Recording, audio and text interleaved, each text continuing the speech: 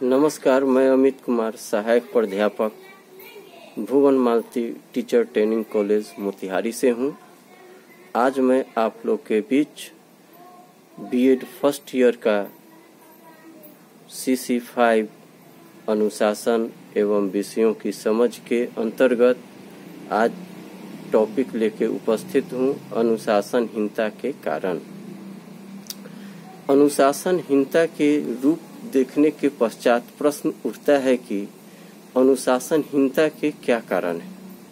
इस संबंध में विभिन्न लोगों ने भिन्न भिन्न प्रकार के अपने अपने विचार प्रकट किए हैं।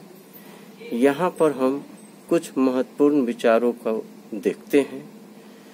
हुमायूं कबीर ने स्टूडेंट इनडिसिप्लिन नामक पत्रिका में छात्रों की बढ़ती हुई अनुशासनहीनता के कुछ महत्वपूर्ण कारण बताए हैं, जो इस प्रकार है। सबसे पहला, नंबर 1, शिक्षकों द्वारा सम्मान और प्रतिष्ठा खोना। आज छात्रों में जो अनुशासनहीनता पाई जाती है, उसका प्रमुख कारण शिक्षकों द्वारा सम्मान खो देना है। आज के शिक्षक वर्ग अपने छात्रों से उतना सम्मान और श्रद्धा प्राप्त नहीं कर पाते जितना अतीत में प्राचीन समय में कर पाते थे।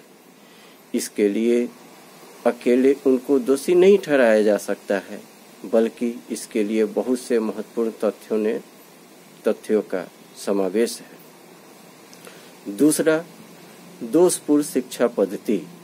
शिक्षा पद्धति के दोषों का भी बालकों में अनुशासनहीनता उत्पन्न में महत्वपूर्ण भाग है।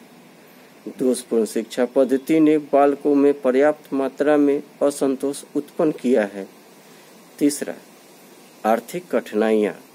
आर्थिक कठिनाइयों ने भी अनुशासनहीनता की वृद्धि में पर्याप्त सहयोग दिया है। जब अंग्रेज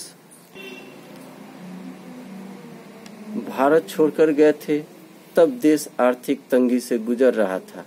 स्वतंत्रता के बाद भारत सरकार ने इसको अच्छा बनाने के लिए महत्वपूर्ण कदम उठाए, परंतु जनसंख्या की वृद्धि ने स्थिति को सुधारने में बहुत ही कठिनाइयों उत्पन्न की। इस आर्थिक स्थिति ने छात्र समाज को भी प्रभावित किया। शैक्षिक सुविधाओं के विस्तार के परिणाम स्वरूप विद्यालयों में विभिन्न सामाजिक वर्गों के बालक शिक्षा प्राप्त करने के लिए आए। उनमें ऐसे वर्गों से भी आते हैं जिनकी आर्थिक स्थिति अच्छी नहीं है। इसके परिणाम स्वरूप बहुत से छात्रों को अपने छात्र जीवन में धन अभाव के कारण असंतोष का सामना करना पड़ता है।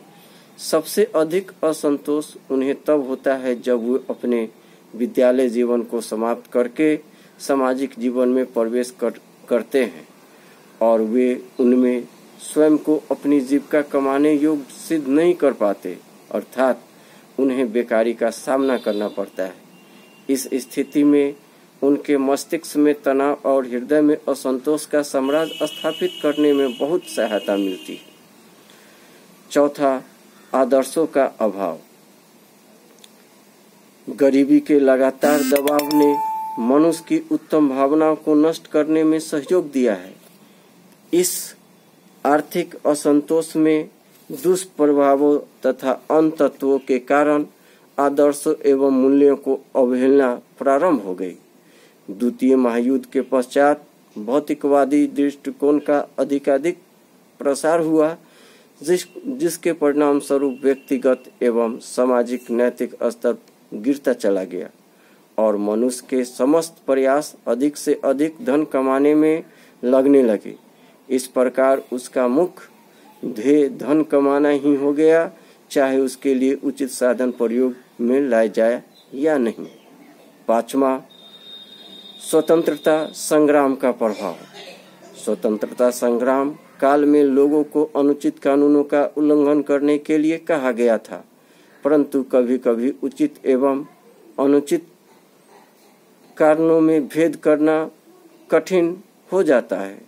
जब छात्रों में कुछ कानूनों को तोड़ने की आदत विकसित कर दिया गया, तब उन्होंने सभी प्रकार के कानून का उल्लंघन करने की भावना को विकसित कर लिया। आज बालकों में जो अनुशासनहीनता पाई जाती है उसका प्रमुख कारण इसी तथ्य में निहित है। दूसरे शब्दों में कह सकते हैं कि बालकों ने जो कारण स्वतंत्रता संग्राम में किया उनकी पुनरावृत्ति वे आज भी करने में नहीं हिचकिचाते हैं।